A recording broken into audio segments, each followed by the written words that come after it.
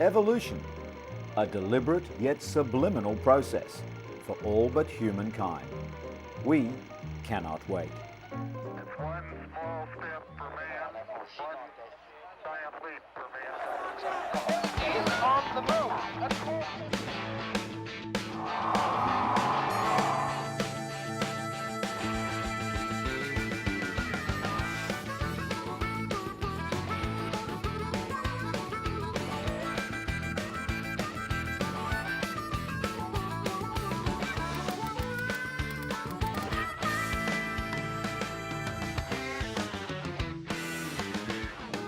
Coming right up, a grisly discovery by cave explorers, an ancient dump of human bones, is raising excitement, debate, and the question, were ethnic British tribes brutal cannibals?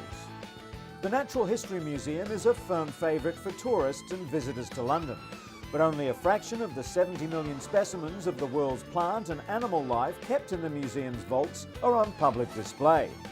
And visitors see nothing of the frontline scientific research work carried out by the museum's staff. All that is going to change with the opening of the new Darwin Centre. A stellar explosion of such intense magnitude that it produces a massive burst of energy that is more than 10 times that of the lifetime output of our Sun. This explosive phenomenon is called a supernova. And scientists in Australia have fitted a great white shark with a sophisticated tracking device. They're trying to understand more about shark behaviour, and in particular, the recent spate of attacks on humans. And where time begins.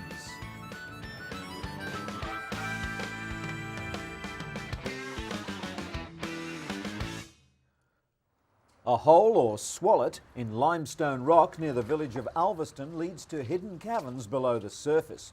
Amateur enthusiasts search and explore these chambers for fun. But when a group of weekend adventurers explored this pothole, they stumbled on a pile of bones dating from the Celtic era, which has cast a disturbing new light on ancient British history. A femur found amongst the 2,000-year-old bones has been split in a way that could only have been done deliberately to scrape out the rich marrow inside the bone. There's one school of thinking that this is actually cannibalism, but another slant is if the Britons had actually been cannibals, it would have been written about. So this is probably abnormal behaviour rather than normal. Sacrifice and cannibalism may have been part of a brutal Celtic rite to pagan gods and an elaborate prayer for victory on the battlefield. Obviously, it didn't work because the Romans were able to defeat them very rapidly.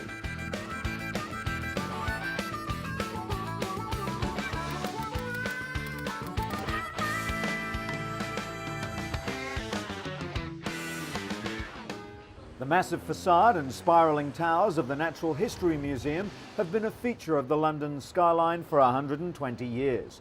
The Ark, as the museum is affectionately known, began life in the 18th century, housing the collection of plants and animal specimens made by Sir Hans Sloane, the founder of the British Museum.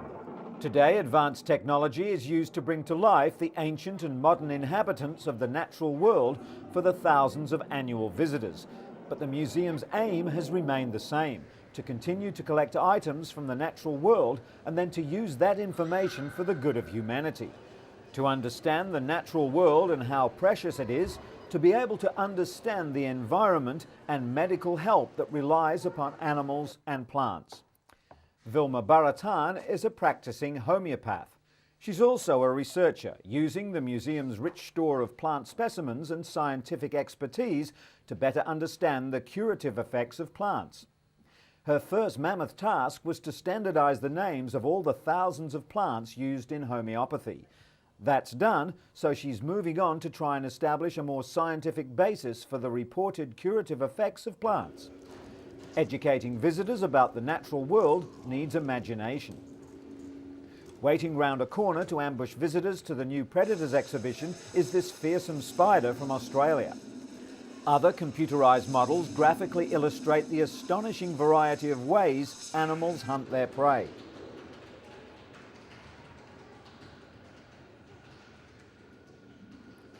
A recreation of a tropical rainforest ushers visitors into an exhibition devoted to the Earth's precious ecological balance. Museum scientists are meanwhile keeping an eye on the effects of climate change. Sandflies are common in tropical countries where their bite spreads from animals to humans, a parasitic disease called leishmaniasis. 12 million people suffer from the disease. Children, the elderly, and those weakened by other diseases like AIDS are particularly at risk. Shazia Mahamdali studies the way sandflies that spread the parasite react to environmental change. She's concerned that global warming may be encouraging sandflies to spread to northern Europe, threatening millions more with leishmaniasis. They're already into France, and there have been some cases in Paris.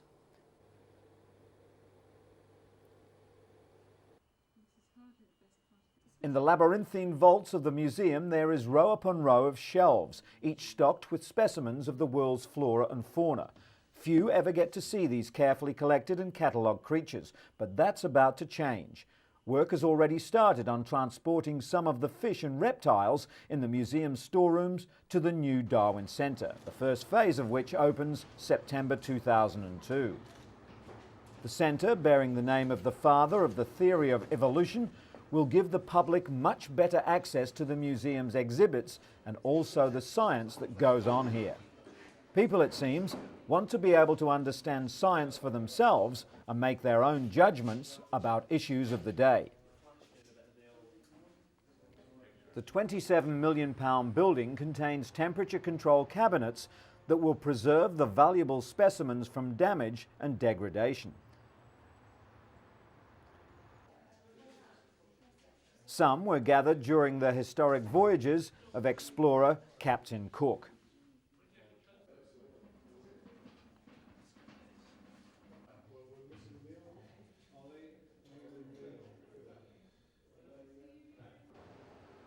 An internet link will give a worldwide audience a virtual window on the work of the scientists here. There'll be video links and a whole range of other methods by which the visitors can see science in action and talk to the scientists. The Earth galleries give the visitor a chance to find out what goes on deep beneath the narrow strip of the Earth's crust we share with the world's wildlife. The museum houses one of the world's largest collection of meteorites, rocks that have fallen to Earth from space. They date from the birth of the solar system about 4.5 billion years ago.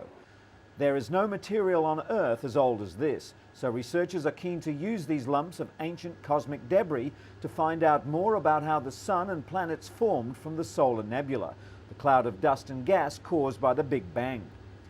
In the early days, before or just after the planets accumulated, they each had roughly the same composition.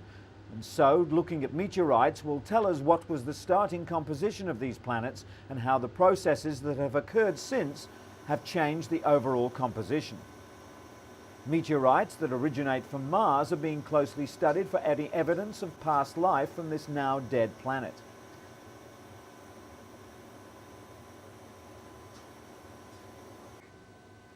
Here, a sample of meteorite material originating in the asteroid belt near Jupiter has been crushed and mixed with fluid ready for analysis.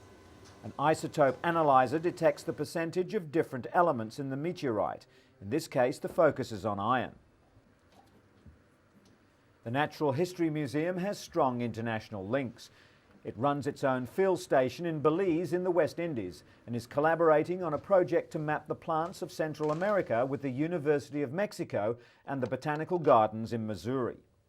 Once it's fully open, the new Darwin Centre will help make known to the wider public the work of this unique institution, educating us in the passage of history.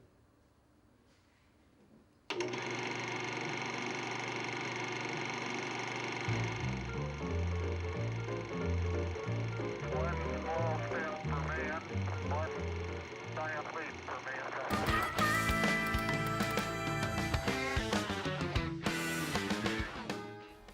On the night of February 23, 1987, at the Los Campanas Observatory in southern Chile, Ian Shelton photographed the large Magellanic Cloud. As he developed his plates, he saw a bright object that was not on the previous plates. He thought it was only a flaw, but he walked outside to check it. In the sky, he saw a star he'd never seen before, an object appearing so suddenly he knew it must be a supernova. Ian Shelton telegraphed his discovery to the International Astrophysical Union. Using global computer networks, the IAU announced to the world the discovery of one of the biggest cataclysms that one can imagine in the universe. Designated SN 1987A, the supernova is located in the Tarantula Nebula in the Large Magellanic Cloud, the galaxy nearest to ours. Even though the supernova is 170,000 light-years away, it's the closest supernova since Johannes Kepler saw one in 1604 in the Milky Way. It's a rare experience for a supernova to be visible to the naked eye, although in 1054 the Crab supernova was visible even in daylight. For its part, supernova 1987A was clearly visible at night. It was once a faint star, although in fact a blue supergiant, about 15 times the mass of our Sun. But a star is always subject to its own gravity. When its hydrogen becomes depleted, gravity will take control and the core of the star will contract and get hotter.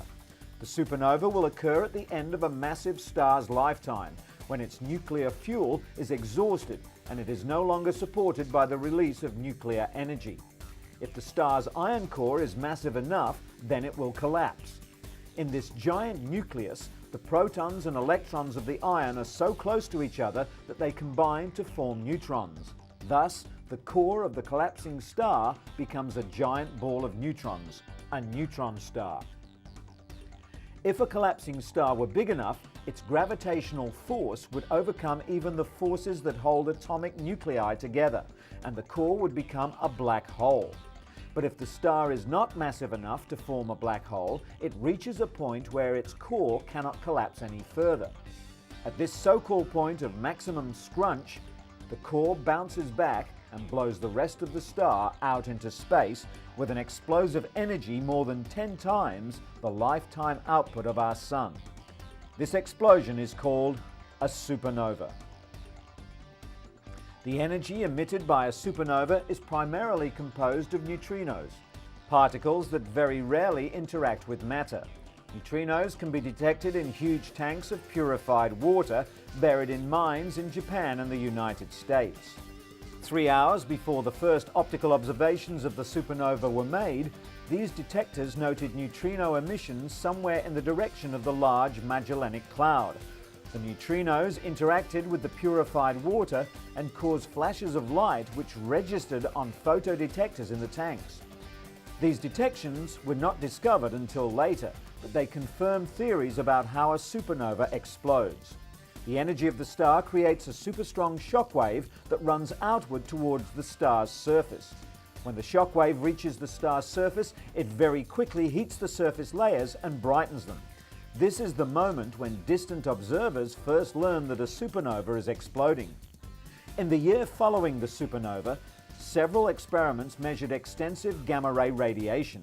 The data was gathered by NASA's Solar Maxima mission already in orbit around the Earth, and instrument-laden balloons which were launched in Australia. Japan launched the Genga satellite, which detected some of the scattered X-rays.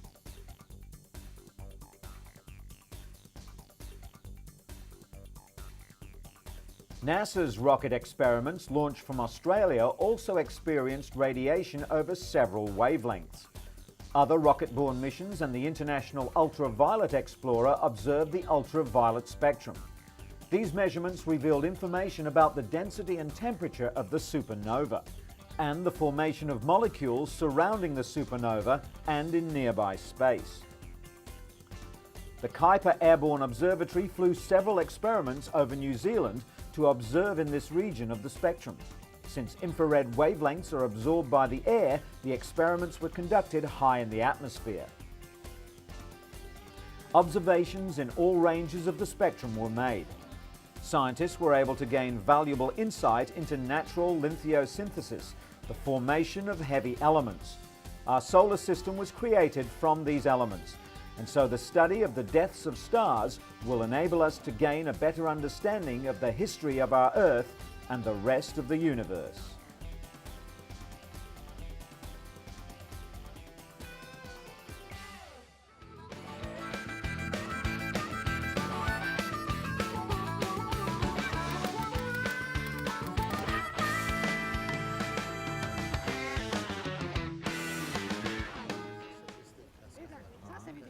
Recently, one morning in Slovenia, early risers at the beach were surprised to observe 7 basking sharks close to the shore. Although this very rare species of shark is said not to pose a threat to man, there were no swimmers willing to share the clear waters with the new arrivals. Nevertheless, some lucky tourists nearby enjoyed their unique and close-up glimpse at these sea giants, swimming within their natural habitat. There are 34 species of shark living in the Mediterranean Sea, of which only a few are of danger to humans. Basking sharks live over the continental shelves. They're highly migratory, with seasonal appearances in certain localities and subsequent disappearances. They can be found alone and also in groups of as many as 100 sharks. These sharks are probably the original subject of the sea monster stories, since they prefer to swim directly under the water with their dorsal and caudal fins penetrating the surface. Often they follow each other, giving the impression that they're one long animal. Years ago, the animal was hunted for its huge liver with its high content of vitamin A and oil, which was used to keep lamps burning. And due to their low reproduction rates and the strong pressure brought to bear on their numbers by the fishing industry, these animals now appear on the list of endangered shark species.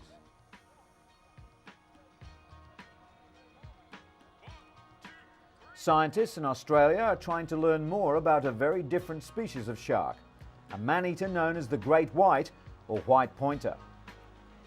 The shark is the second of his species to be tagged in this way by Australian researchers from the CSIRO.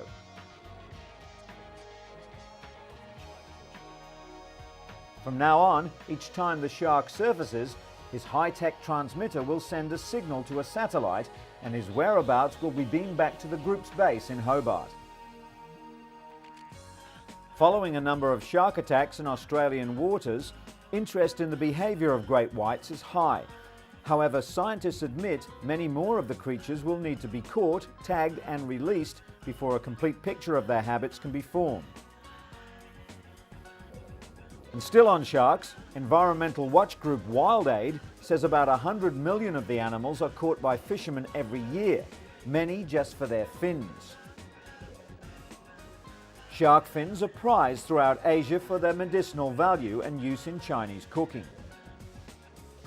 WildAid tested 10 shark fin samples from 3 major dealers in Bangkok's Chinatown district and found all 10 contained dangerously high levels of mercury and other heavy metals. Some samples were as much as 42 times the level considered safe for human consumption. Many of the fins were also found to have been pumped full of unidentified chemicals to increase their size. Hong Kong is the global hub for shark fins, but new research shows that Thailand, formerly an export country, is now importing fins from Hong Kong because it has become too difficult to catch sharks in Thai waters.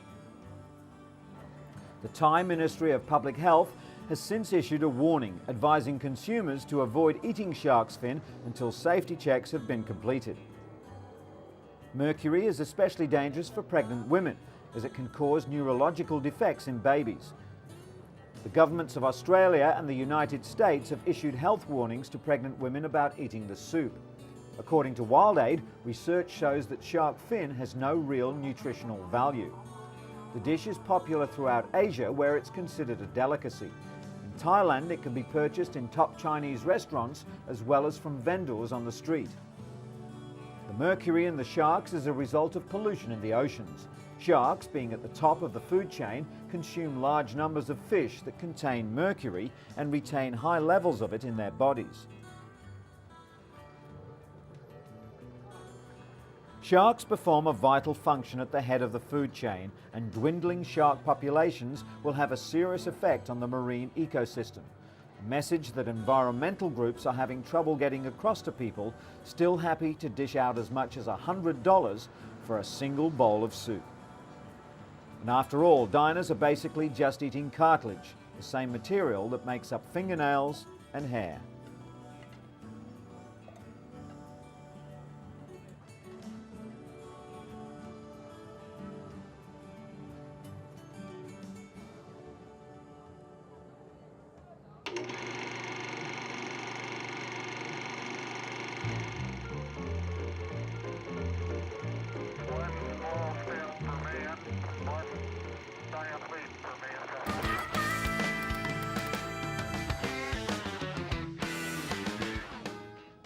Where time begins. Greenwich, an historic area of London and home to the Greenwich Meridian. It's a fitting site for the newly refurbished National Maritime Museum. The money's been well spent. A breathtaking new architectural space has been created under the largest glass roof of its kind in Europe. Inside is a series of new permanent exhibition areas which celebrate Britain's maritime heritage and look to the past, present and future story of the sea. 98% of British trade still comes by sea. In the new galleries, this fusion of old and new is apparent everywhere.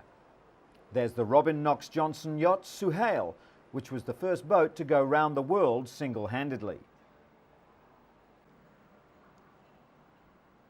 And the first powerboat to top 100 miles an hour on open water, Miss Britain III.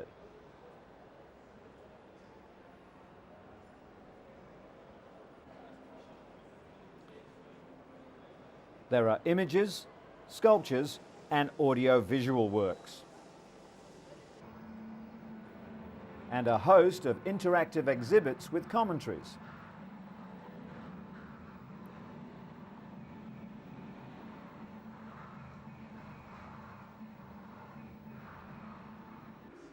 Exploring the deep and how it used to be done.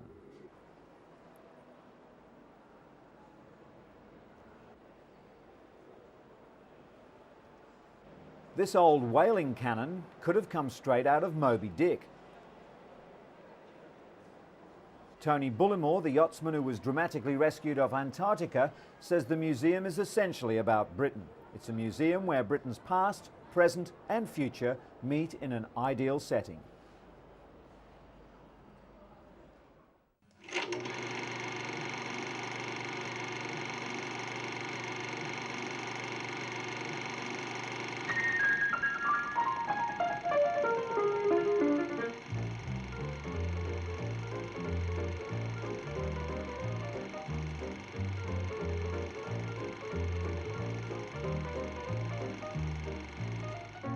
One small step for man, one giant leap for mankind. Is on the move.